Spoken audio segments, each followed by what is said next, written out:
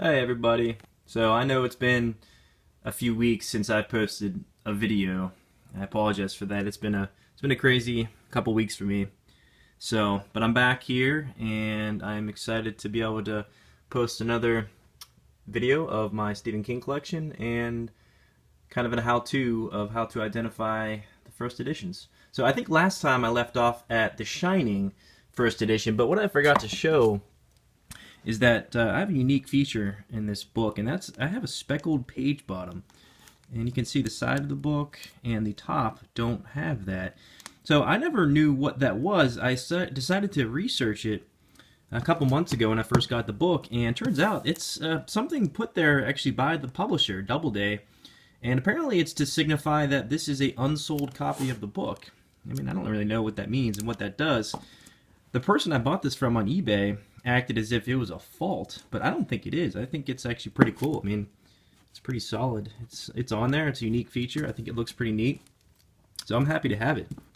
So, you know, if you see a speckled page bottom on an edition of The Shining you want to buy, don't treat that as anything bad. I think that's just a characteristic that Doubleday puts on some of their books for whatever reason. Okay, so moving on to The Stand. This is the true first edition. And so how you identify this as a first edition, pretty simple stuff. The price tag on the dust jacket's $12.95. It's quarter bound in black cloth with a tan board, and it's a very thick book. As if you're a Stephen King fan, you know that these books. This book here is one of his longest. Again, with the Doubleday books, they're all very easy to identify as a first edition because it literally says first edition at the bottom line there. And then the last pointer on identifying the first edition is the very last page of the text has a publisher's code. It'll be page 823, and I forget what it is. I think it's T39, and it's hard to see. There it is, T39. Oh, the magic of the iPhone. I click my thumb on the number on the screen and it focuses on it. That's pretty cool. So T39 on page 823. Alright, so that's how you identify The Stand first edition. This is one of my favorite King books, so obviously I'm ecstatic to have that in my collection.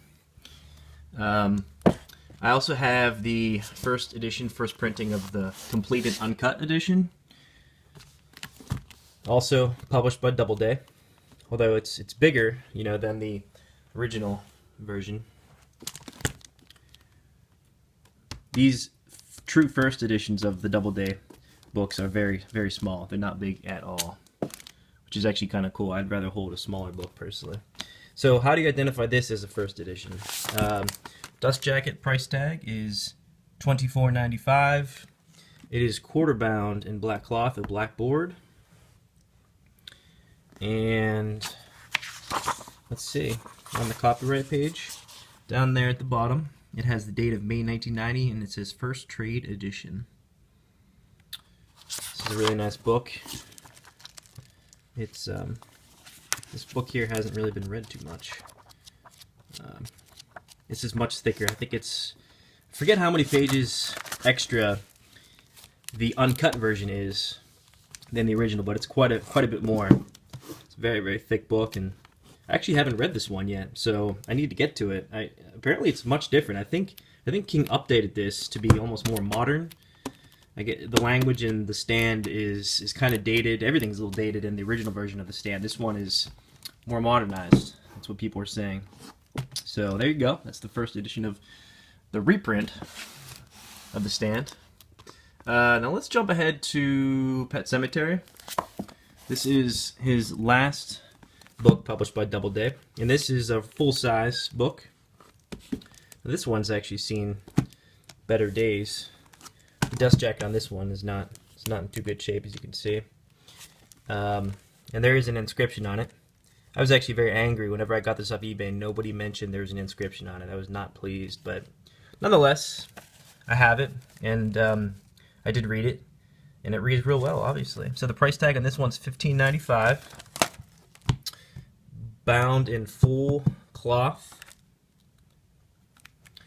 And just like, again, the other Doubleday books, the identifier is on the copyright page for first edition. It says at the bottom there, first edition. Alright. That's how you identify the first edition of Pet Sematary. Now, after The Stand, but before Pet Sematary, he switched over to Viking. And so let's look at one of these Viking editions before I get to the others. I don't think I'm going to go through too many of the Viking books, actually, simply because they're basically all the same. All the Viking publications. They're very, very hard to quickly identify the first edition, so you have to know what to look for. So here's the Dead Zone. The price tag on the dust jacket of this one's $11.95. There's a code in the bottom right of the jacket. It says 0879. Those two identifiers need to be there for this to be considered a first edition. It is bound in black cloth and black board. And then a couple other things. Copyright page. There it says on the third line down, first published in 1979 by the Viking Press with the address of 625 Madison Avenue. So that's what you're looking for on the copyright page of the Viking Stephen King books. There is no number line, there's no first edition script. That's it. So, and then lastly, always want to make sure on the back inside flap of the dust jacket there is the Viking Press address, 625 Madison Avenue. Alright, so you need to have black cloth, black board binding, $11.95 price tag with a code of 0879, and then first published in 1979 by Viking Press on the copyright page. That's kind of the format that all of Stephen King's Viking books go by. I'll show you Firestarter next, and then I think I can stop this video before it gets too long. This is the Firestarter. This one has a price tag of $13.95, and the code in the bottom right hand corner is 0980. This one is actually really beautiful. I think it's a really cool binding. It's quarter bound in an orange cloth with black board with the, of course, orange SK there in the middle. And then, as I've been saying, for the copyright page, you're going to see first published in 1980 by the Viking Press, and then again there's the 625 Madison Avenue, and then on the inside flap at the back there again is the Viking Press address. So there you go. There's your Firestarter first edition identifiers.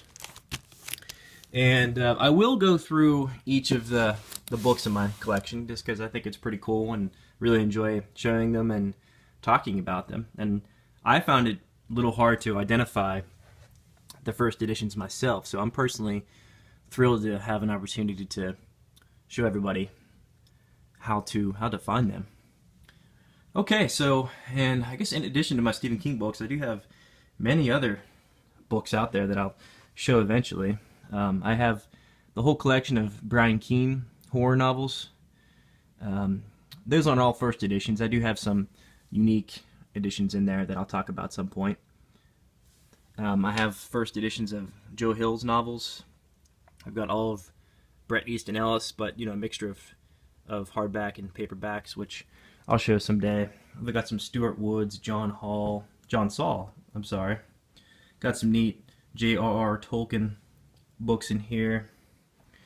Got a very large collection of the Barnes & Noble leather-bound collector's editions in here. Got some Easton Press. And then, let's see, I've got James Patterson, his first book here. First edition, first print, the Thomas Berryman number. I've got the Patrick Rothfuss first editions, Name of the Wind, Wise Man's Fear. I've got Clive Barker first editions, the Stealth edition of Books of Blood. I've got all first editions of George R.R. Martin's books, A Song of Ice and Fire. Not to mention a whole bit more over there. So, I look forward to hopefully spending some time with you guys, introducing you my book collection. Thanks for your time, and I'll see you in the next video. Bye-bye.